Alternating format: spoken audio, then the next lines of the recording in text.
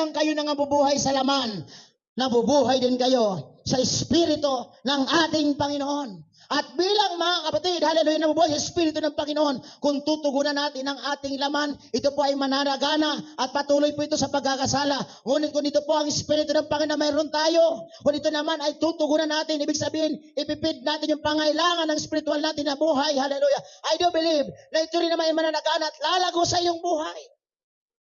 Kaya baguhin natin yung concept, mga kapatid. Ang sabi ng Bible, you shall receive power after that the Holy Ghost is come upon you.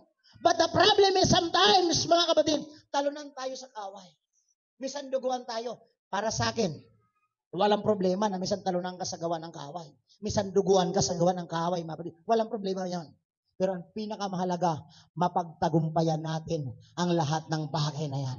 And I do believe, hallelujah, tutulungan tayo ng banal na Espiritu ng Panginoon na ma-overcome natin yung weakness, hallelujah, ng ating mga laman, hallelujah, at hindi tayo mananatili sa makalamang diwa.